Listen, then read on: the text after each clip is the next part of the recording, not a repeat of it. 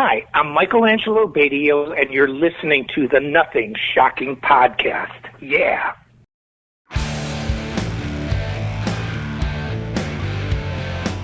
Want to know what's going on in the world of music? Then tune in to the Nothing Shocking Podcast, a non-genre based, all-ages friendly rock and roll program. Join us weekly for interviews with all your favorite rock stars from the mainstream to the underground. You can find us at nothingshocking.libsyn.com or anywhere you download podcasts.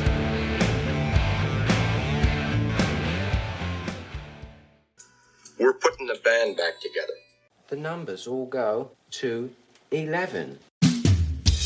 I'm talking about bands that rock. Led Zeppelin. What about Sabbath? AC/DC. Motorhead.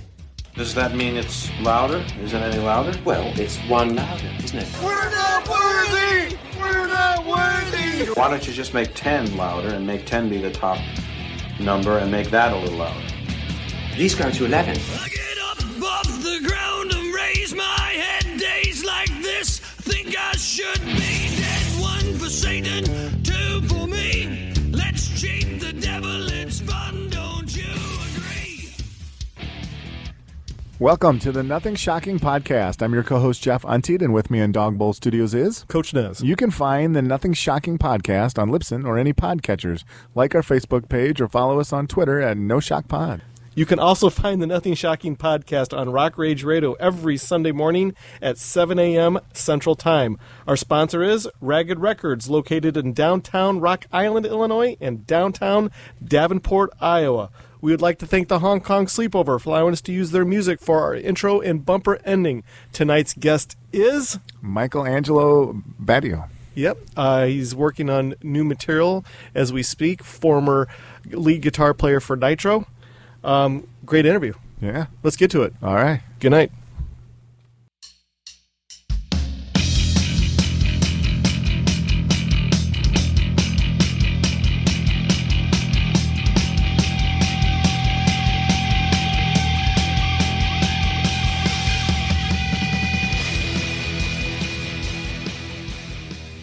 Michael, welcome to the Nothing Shocking Podcast. I'd like to introduce you my co-host, Jeff Untied. Michael, thanks for joining us tonight. Oh, yeah, it's fun. Thank you for having me. Absolutely. So you're working on new material as we speak. Can you give us an insight to what you got cooking in the studio right now? Yeah, I have released 15 solo albums already in my career. Yeah. It's not counting two major label bands I was in, and you know, a lot of what I've done over the years is instrumental, very progressive, very technical guitar, and now we're focusing more on individual songs. I have a band; it's a simple name, just M.A.C.E band.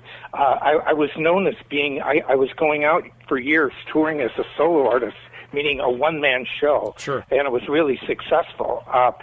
But you know, this is a three-piece band, very organic, no background tracks, very pure music, and the bass player's a really good singer. I can sing lead vocals, although I'm the second vocal option, and so we have really good two-part harmony. So it's in the style of, I would say, if Cream was in the 21st century. Nice. You know, I mean, you know, I get a lot of places to stretch out and jam. And then, you know, within the structure of the songs, and it's not super complicated like some of my other music. So that's really what's going on. Oh, fantastic. Nice. Well, you know, as the COVID-19 restrictions have loosened up over the last few months, during that time, as at lockdown, as we all were, was the writing and recording process at the forefront of your downtime? Well, I always write. I really don't have writer's block, and so I was involved in so many projects. I do a lot of recording for other artists. I'm actually busier now that I'm off tour. Normally, like before COVID, my life was pretty easy. You tour, and I mean, I toured relentlessly.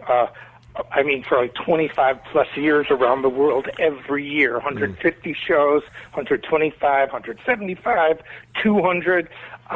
And so then I'd get off the road and I'd just chill out. and maybe write. But I had a lot more downtime when I was home. This is not like that anymore. Now I'm working from home, and I fly to LA a lot and work with the guys in the band because it's part of the guitar company that I'm with.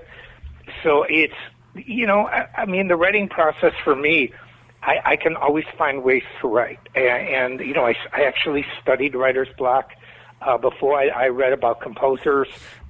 Some had writer's block, others like Mozart never did. So, I learned a lot of little lessons by different composers, what they did to be inspired. Oh, cool. And so, but I'm always writing music, always.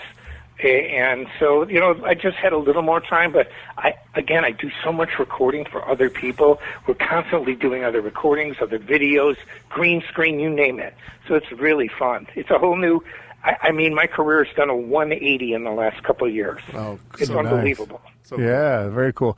You alluded to a three-piece band. Who are some of the other guys in your new band? Well, what we did was we did something a little different. I am with a company called Sawtooth Guitars, and they weren't really a well-known name because they did everything differently. and I'm not kidding.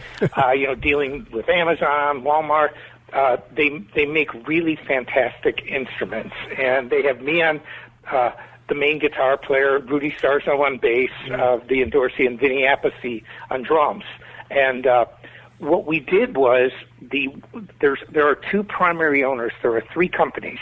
It's Sawtooth Instruments, ChromaCast, like accessories. So if you go to Amazon and order straps, stands, picks, pretty much most of the top 10 in different categories and accessories are ChromaCast.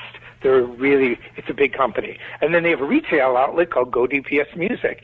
And retail now, they used to have a brick and mortar store. We converted it at COVID to a studio. So what we have in the band is one of the main owners, Joe Fuco, is a really great drummer. And he plays, he played around LA with a lot of different musicians. So he's the drummer of the band. And we have a bass player named Nils Lawrence. And Nils it's got hair down to his waist, this massive, cool head of straight hair, and he plays bass really good. He's great. He'll just start tapping. I go, "You can tap?" And he goes, "Oh, a little bit." But like slapping the bass. Yeah. Really, I didn't even know he was good at it. But he's got a great voice too. He sounds kind of like Sting from the Police. The really high, clear voice that's like perfectly in tune. So those are the three members, and we base it around the company, and we base it around, we have a real concept for this band. It's completely different than what I've done in the past. I always used to go out with tracks and really progressive arrangements and very thick sounding. I never cheated. Nobody ever accused me of cheating because I didn't. You never heard a fast lead passage on the track, only rhythms and keys. But this is completely different. It's totally organic. There are absolutely no tracks whatsoever. Oh, so exciting. Yeah. As far as tentative release, what can we expect for the new music? Do you have a certain deadline that you're going to meet before the end of the year, or is it going to go into 2023? Well, both, because I don't think in terms of albums anymore. I had my own record company for a long time, and I had mentioned I was signed to with two bands on two major labels. I learned how the major label process works, so I was able to start my own record company, and it did really well. But now, what do you sell? CDs? No. Yeah. What are you selling? Digital downloads? Spotify? We got 1 million plays. Yeah, I made 83.2 cents. So, it's like, wow, that's awesome. And so I don't think in terms of albums anymore. We think in terms of songs. And so we're releasing several at a time. And the company, Sawtooth, has their own app. It's called Go DPS Music. That's the retail side of it. And you can download the app for free, and we upload the new videos there and on YouTube. So we will be releasing, we recorded 3 songs the last time I was in LA about a month ago, and I'm going to go there again in 2 weeks. We'll have an album's worth of material done and then we're going to release like a song or two at a time. Oh, so cool. Yeah. Obviously, you kind of touched on this. Albums sales are not what they were. As you said, you're releasing singles at a time. As far as you as an artist, as far as a preference, thinking outside of what is the popular culture of what consumers want for new music, do you prefer releasing it singles at a time, or do you wish that you had the old ways of releasing an album at a time, or even an EP? How does it work for you as far as preference in your head? Well, I grew up in the era of you release an album, and especially in the 80s, it was a formula. I mean, Cinderella did it, Warren did it, Guns N' Roses. When I was in the band Nitro, you released a mid-tempo rocker, and then you drive it home with the power ballad. Yeah. It's like, the girls, oh my God, they're wonderful. And so you get, and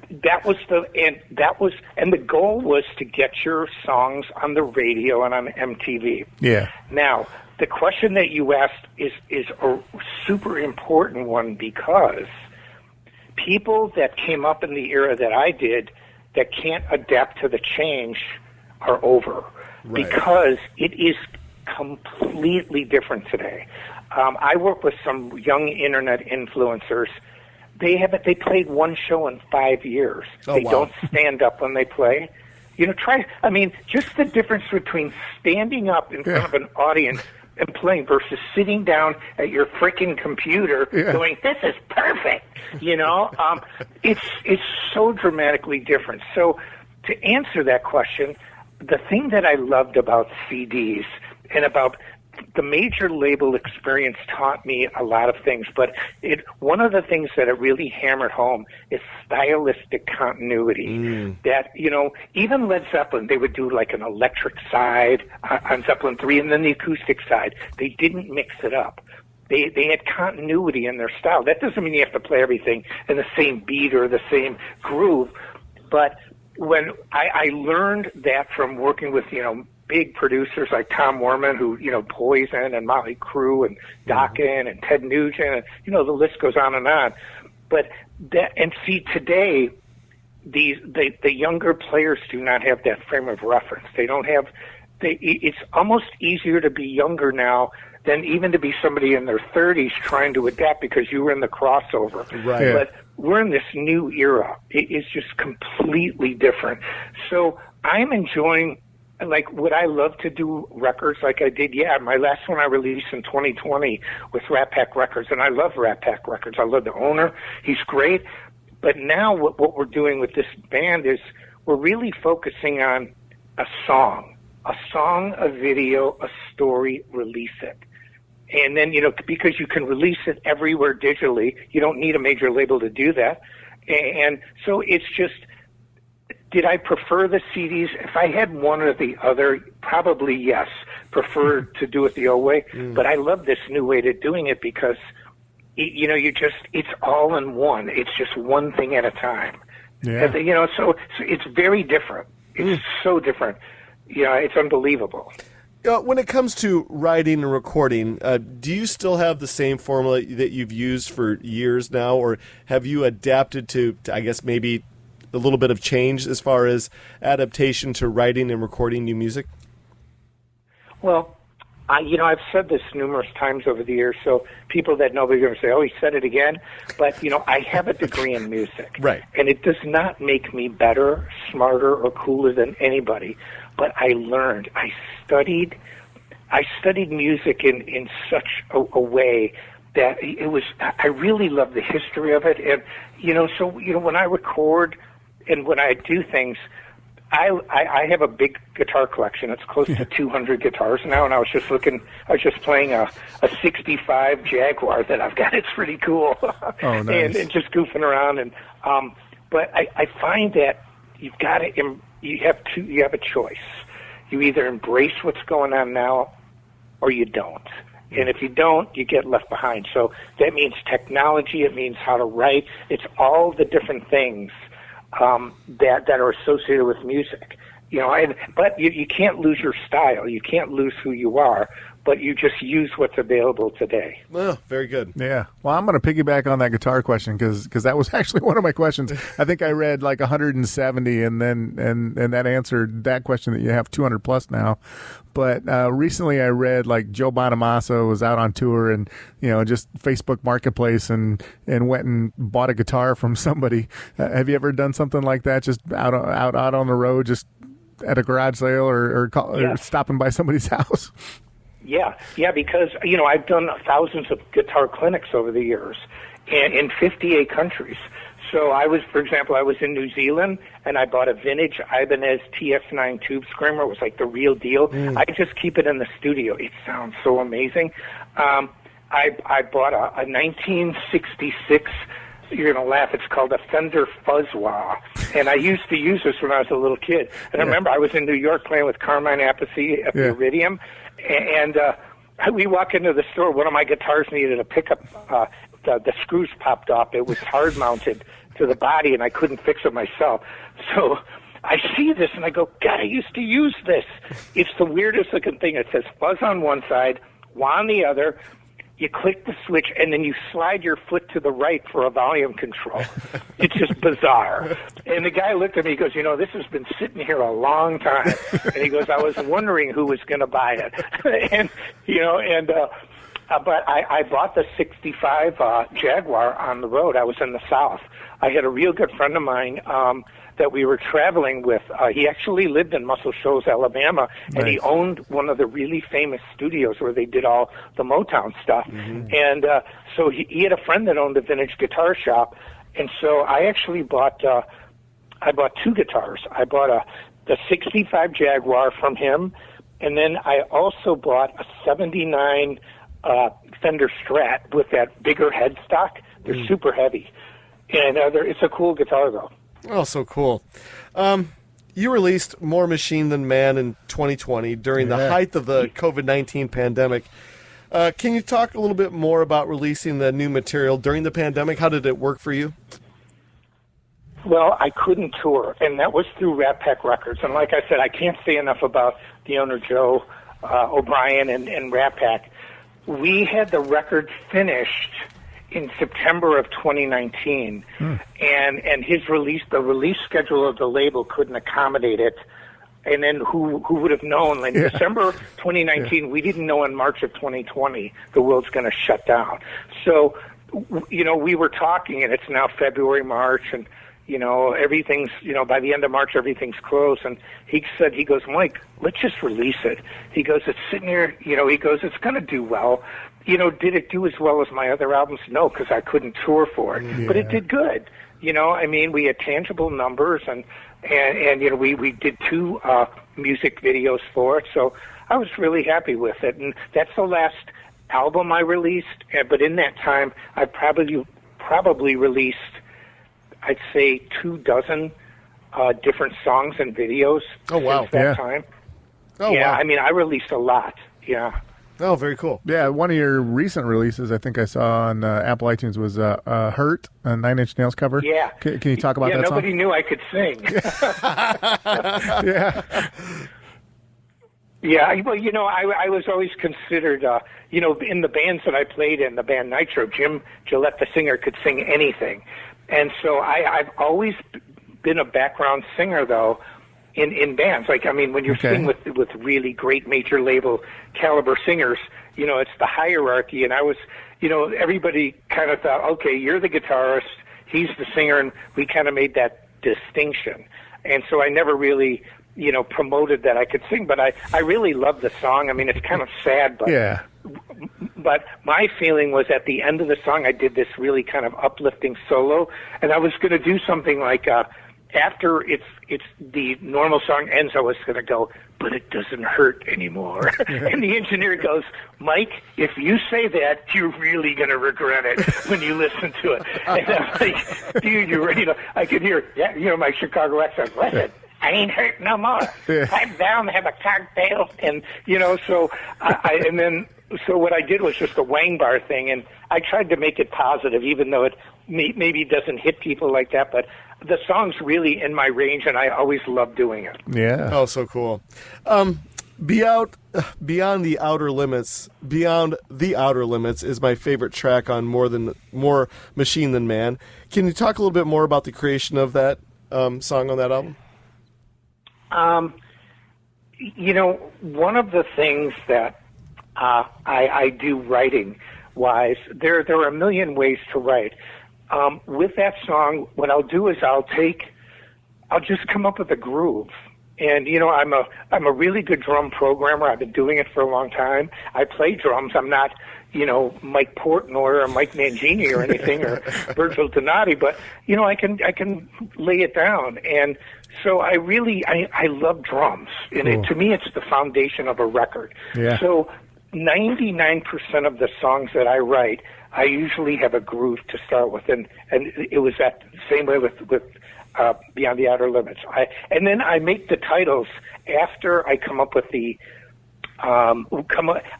song has to have a feeling to me, but I sometimes don't know what that feeling is until it's almost written. It's hard because it's instrumental. I'm not using words. Sure. And so like I had the 21st Century Beck. My engineer, when he was mixing, goes, it's way out there, like time signature wise, it's really complicated. But he goes, this kind of sounds like Jeff Beck. And so I use that. And people tell me I look like him a little bit too, with the way my hair is and the bangs and stuff. So I figured, why not? Yeah. But that's what I did. The process to that song and most of the others really started from a groove, and then I'll mess around with like different rhythmic patterns on the guitar.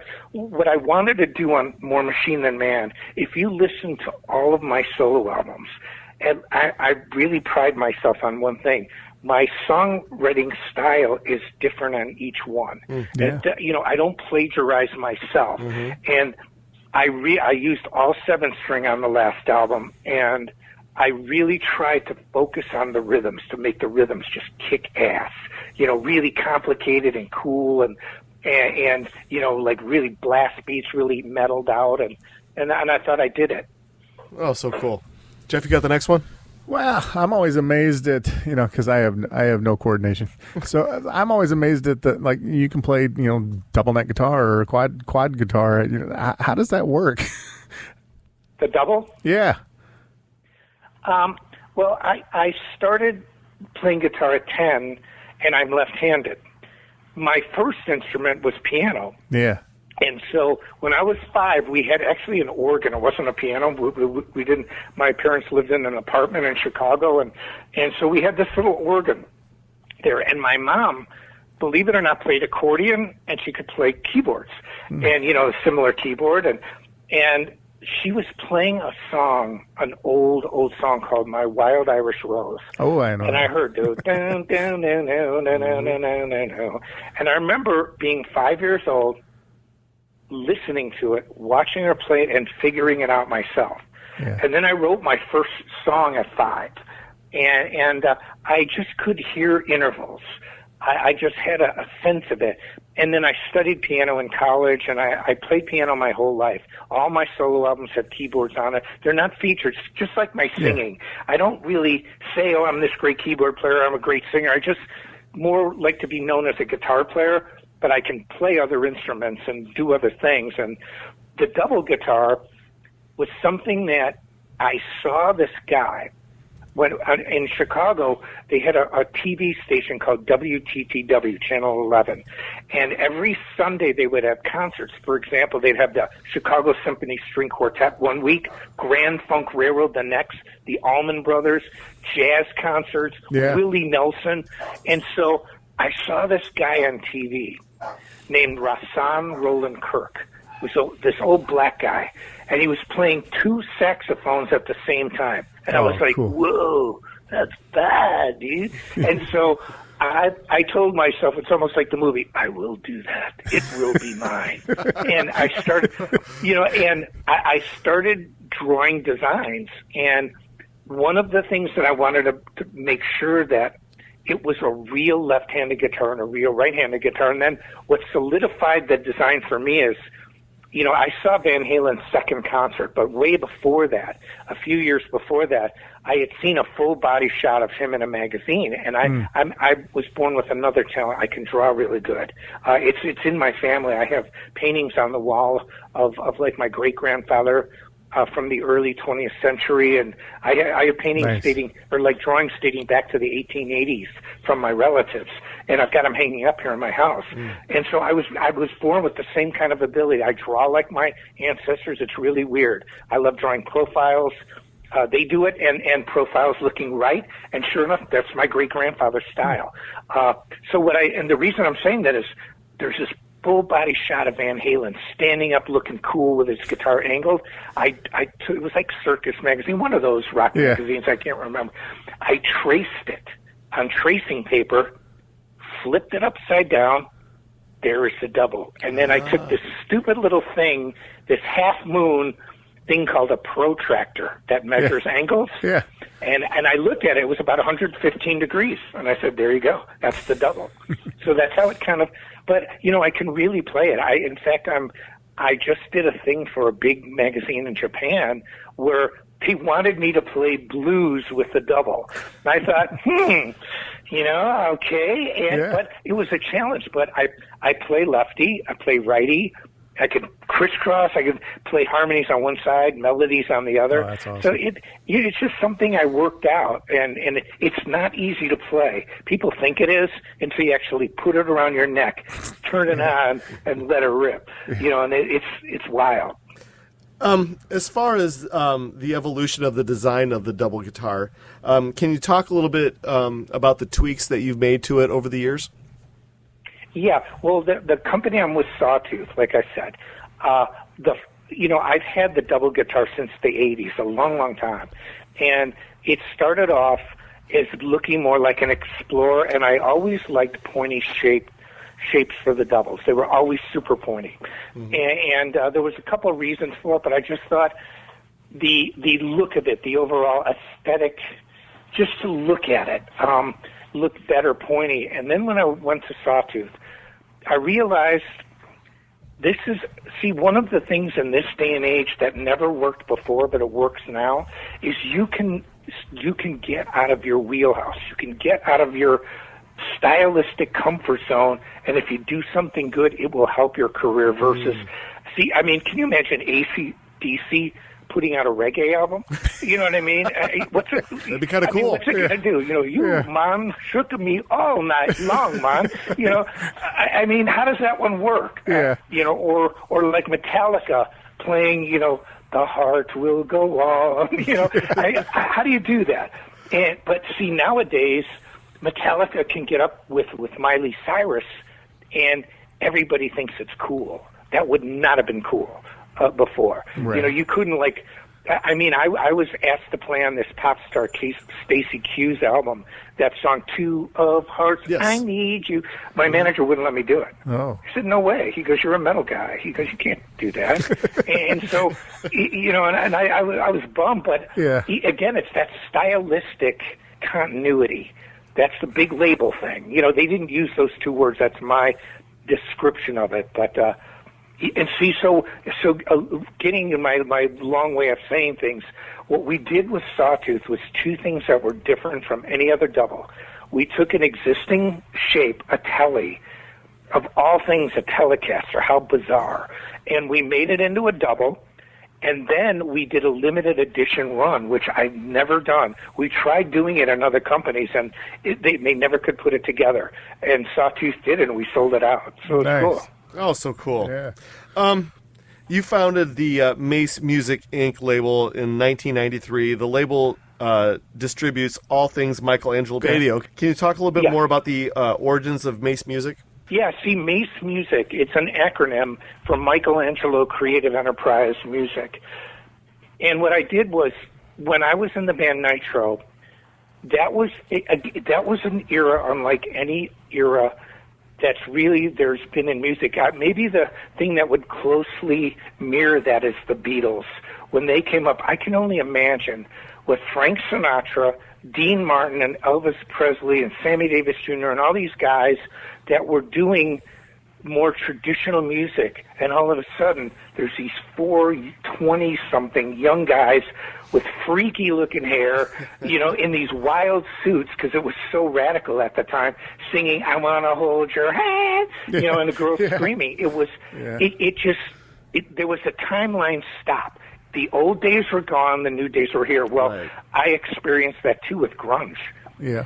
See, so Nitro, our first album came out in '89, but our second album came out right at the end of '91, and that's when Pearl Jam and Soundgarden hit. And even though our singer was and our bass player, they were still in their early 20s. I mean, Jim was like 21, 22 years old. We were considered passé. MTV would not play our music. It was like, bam. Old era, new era. We lost our record deal, and so what I started to do is I always had guitar companies. I had worked with some big companies in the 80s, and I went with a company called Washburn, and my job was solely to do guitar clinics. They actually had an in-house agent. I was doing 20 to 25 shows a month all over planet Earth. It was like insane. And that's how I started M.A.C.E, because I had a vehicle to promote my own music. And so I could sell CDs at shows. I was on tour, but there was a massive difference. And this was huge. One, I got paid net every show. Oh, wow. I didn't have to worry about all the expenses, all the roadies. And two, everything was taken care of. I mean, I was staying in 5-star hotels. I was touring, and I didn't even have to bring gear. All I had to bring is my double. I was doing it in conjunction with music stores, so all the backlines provided, all guitars are provided, because that's what I was there to promote. And my first album, No Boundaries, hit the metal charts, and it enabled me to buy my first house. I made way more money, and I'm not in music just for money. If I was, I think, like, you can't, money's your only goal. You live in, it's just not a good goal. And, you do good work, the money comes. But it did so well, and I was playing so much. Now, granted, I'm not playing the numbers. A good clinic would be 1 to 500 people versus, say, thousands at a show. But I was selling a ton of merchandise, handing out business cards. I got Angelo.com as my website address, created a website, and I had my mom run the business. I never packed an order in my life. She was great at it. She could run the office, and so we had this thriving business. But it started off because I had a vehicle which to promote my own music, and I worked in conjunction with different companies to do print ads. So we would go in Guitar World, and I focused on Guitar World more so than Guitar Players, because they were a younger audience, and I was younger at the time. But I would have Washburn co-op ads with me, or different Metal Method productions, and it was awesome. So that's how M.A.C.E started. I still have M.A.C.E now, but we don't have things to sell like that. Yeah. I can't sell CDs, I can't sell DVDs, but I still work with different companies like Rat Pack Records. They took care of all that. And M.A.C.E is still my company. I still have it. But it's just different now. I don't have to rely on that side of the business anymore. Oh, very good. Jeff, you got the next one? Well, you kind of alluded to the record company wouldn't let you work with another artist of a different genre, that kind of thing. But now that record companies aren't the forefront anymore, do you have like if there's an artist in the last 10 years or somebody that, if you could think outside the box, is there an artist you'd want to work with? That I would like to work with? Yeah. I would, believe it or not, somebody like Miley Cyrus. Yeah. I think, pop stars are unique into themselves, because a pop star has to change all the time. You can't just rely on your image from song to song. You have to keep reinventing yourself. You have to keep, Madonna's a great example, all the different looks. Yeah. Miley Cyrus is another one. Taylor Swift, just look at from tour to tour to tour. She's a beautiful woman, but she went from country, she writes great pop songs. They're constantly relying on that next hit. It's very, very competitive. It's unbelievable. Where conversely, AC/DC or Iron Maiden doesn't need to go on the radio. What the hell do they care? They just need to be Iron Maiden. Yeah. You know. So I would like to work with like people like that, like pop stars. It'd be fun for me to do it. You know, I'm really good with a clean sound on guitar. Nobody knew that because I never used it that much. But now in this day and age, it's very popular, and it's within my realm of techniques and skills. So, but that's kind of what I'd like to do. You know, and I'd like to, like, even Latin bands. Sawtooth has signed some really great artists, and like we did a guitar collab. They would call them shred collabs, but it's not shred. But we had the guitar player from Kenny Loggins, who has this amazing voice. I mean, and so he's in the Sawtooth family. Then we had Roy Z, who's Bruce Dickinson's solo guitar player. He's there. And then we were working with another artist. I never met him before. And here, I don't even know the guitarist's name that well, and he's playing with a Hispanic band that sells 10 to 20,000 seats a night. Oh, wow. And so, yeah, it's crazy. But that's what I love about Sawtooth. They're not locked into just one genre. You know, we have metal covered with me and some other artists, but they've really got a nice network of players that are you know, playing in global situations, and it's cool. You know, that's you mentioned Madonna, and that was the one thing about Monty Pittman, who's been Madonna's touring guitarist for years. And I know Monty. Yeah, and now he's in ministry, and he does some mariachi. Right. He does some mariachi stuff too, correct? Yeah. Amazing guitar player. What is your thoughts on Monty and his style? Well, well, first of all, I know Monty. We're not super close friends, but we know each other. We talk, and you know, we're friends on Instagram, and you know, keep in touch. I used to hang out with Al Jorgensen from Ministry. We're close to the same age, and so here he's with somebody that you know, in my early 20s I used to hang with, and then Madonna. I don't have a connection to her specifically, but there's a keyboard player friend of mine named Patrick Leonard. And here's the quick story. I grew up with Pat. We called him Pat. Mm-hmm. He was amazing. We're both the same age. We went to the same grammar school together, and then in high school we split up because I lived I grew up in the Chicago area, and it was huge. And so, you know, 3,000 kids. They had like the whole high school. There were 4 different high schools to handle the area where I grew up at. Anyway, so Patrick becomes really well known in Chicago. You know, I became really well known, and we're at the NAMM show. And this is in the 80s. I had just moved to L.A., and I see Pat there, and we're having lunch. We're just hanging out, and at the music show. And Pat goes up to me, he goes, Mike, he goes, you know, I'm thinking of moving to L.A. You know, he goes, I'm about as big as I could be in Chicago. But he didn't say it like that, not arrogantly, but that's the same way I felt. I had done as much as I could in Chicago. Sure. In order for me to get bigger, I had to get out. And so I said, Pat, if I was you, I'd leave right away. Well, his first job was the Michael Jackson Victory Tour. Oh, wow. Okay. Yeah. And then, but if you don't know the name Patrick Leonard, look up the producer of Papa Don't Preach. He worked with Madonna. And so he became Madonna's producer, and the guy is amazing. And like, so it doesn't surprise me that Monty is amazing too. You know, and he was Madonna's guitar teacher, which I thought was pretty cool. I think that's how the whole thing started. Oh, so cool. Jeff, you got one more, or do you want me to take the next one? Well, you know, you've alluded to growing up in the Chicago area and stuff. We're not too far from you. We're about 3 hours west of Chicago.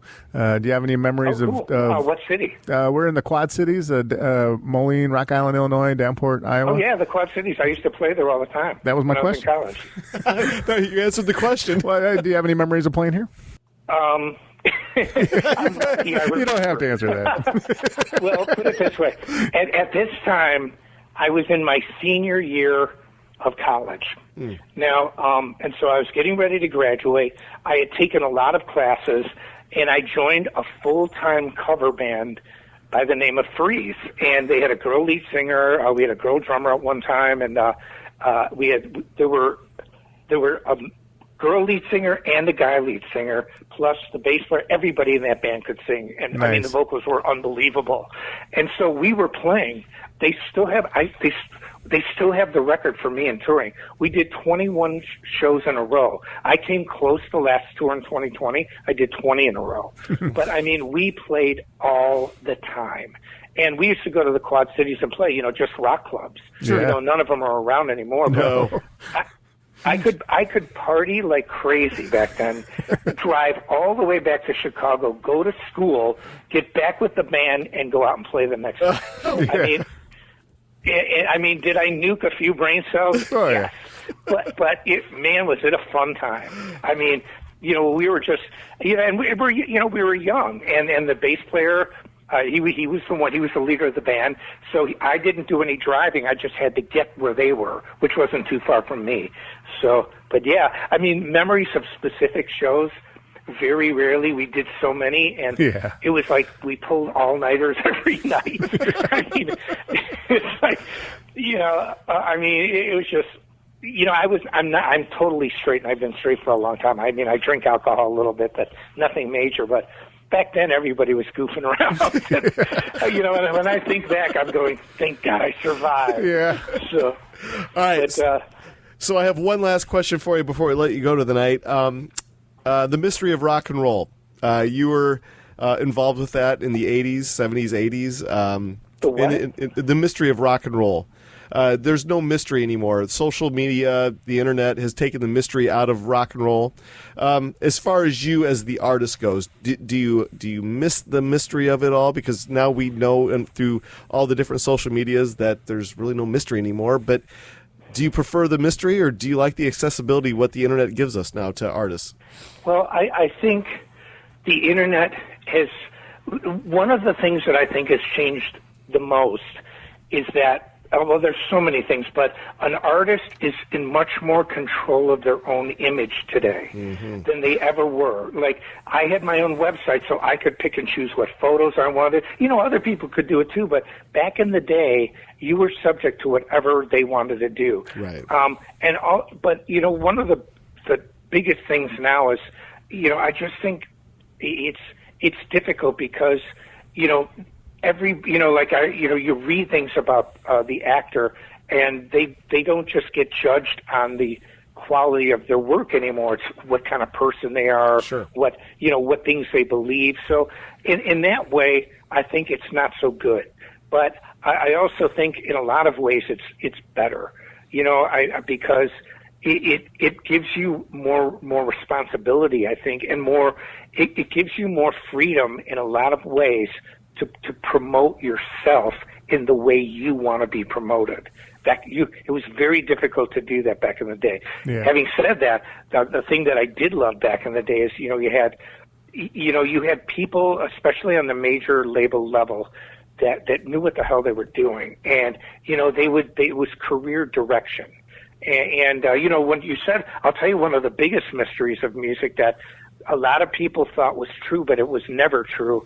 No label ever really developed a band. And Gene Simmons told me straight out, he goes, Kiss was Kiss before we had a record deal. And I don't know why Madonna's came up so many times tonight, but he goes, Madonna was Madonna. He used that because, the era. And he said a line that changed my life. He goes, Michael, if you don't know who you are, nobody will know who you are. And so in any business, even entertainment, you have to have that sense of self. And once you have that sense of self, see, a label didn't just pick up a band, we're gonna work with them. Screw that. Why should they? There are just so many good bands that are already there. Kiss was already there. I opened up for them before they got big.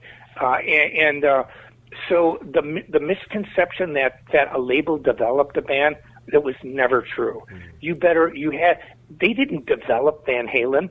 What they did is they took Van Halen and put it to the nth degree. It's like Robert Downey and Iron Man. Robert Downey is Iron Man. They didn't have to. All they did was make sure that everything around him was in the A league. That he's an A-list artist, actor. And so that's the great mystery. But if I had it, I just love the era that I grew up in, and it was not easy, to play every night, and it was so different than today. I think it's easier in many ways. So I hope that answers the question. Well said. Well said. Before we let you go for the evening, is there anything that you would like to plug or promote that we forgot to cover tonight? Well, no, I think, you were really comprehensive. It's a great interview. Thank you. Oh, thank you so much. I think that, one of the things is, the company that I'm with, Sawtooth Guitars, we're on a really cool mission because, I have a lot of experience designing signature guitars, and I've had a lot of success in that area. I've talked to Steve Vai about it. He's the master at that. and what we do, we're done so well, and we've just kind of gotten up there, ahead of a lot of these other companies because we make really good guitars and we keep the prices as low as we can. It's been really difficult with the supply chain issue, but we've still managed to do it. And there's a whole other story around there, but they're just great people. And, I really enjoy doing what I'm doing now. I mean, I really enjoy it. And it's so different, but I love it. So that's about it. Well, so cool. Nice. So this is how it's going to work out. We have about 4 weeks of episodes to release before yours, so we're looking at about a month. Jeff, the editing wizard over here, he'll get everything cleaned up for us, and once it's all polished, I'll send the link to you. Please share it to all your socials if you possibly can for us. That'd be fantastic. Fantastic. Yeah, well, so hey, but after we release this, it was a great interview. We loved your time. If there's anything that you would ever like to promote in the future, get a hold of me. You have our number. Text message me, email me. Say, hey, I'd really like to promote some stuff. We'd love to have you back on again.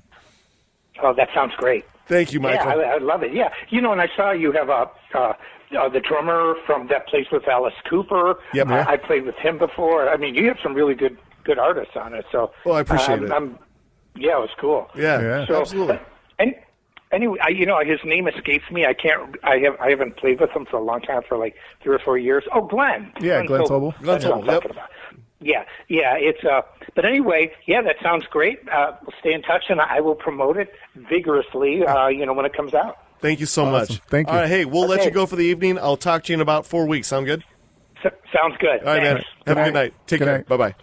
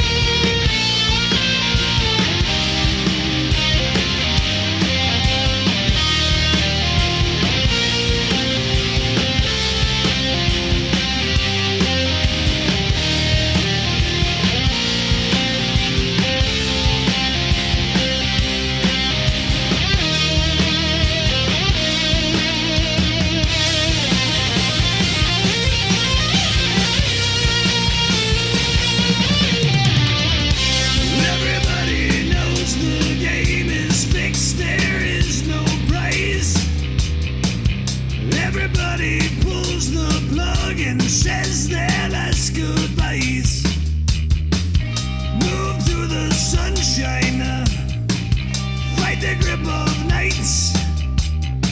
If they ever take from you, then you plug out both their eyes.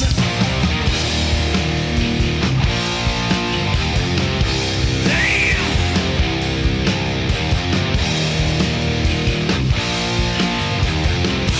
roll the dice.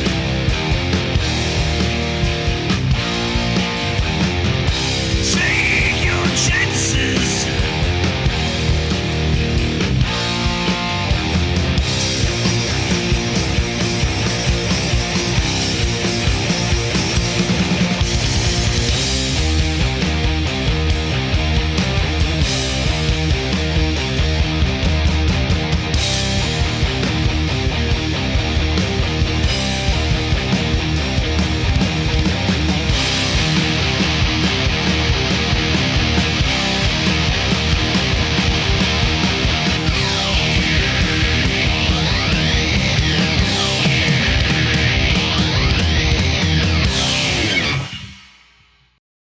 Welcome to the night.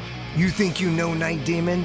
Then the Night Demon Heavy Metal Podcast is for you. Step into the darkness as we peel back the curtain to give you an unprecedented, all-access look into the mind and the heart of the demon. We're talking band history, song analysis, studio anecdotes, stories from the road. It's everything a diehard Night Demon fan could want and more.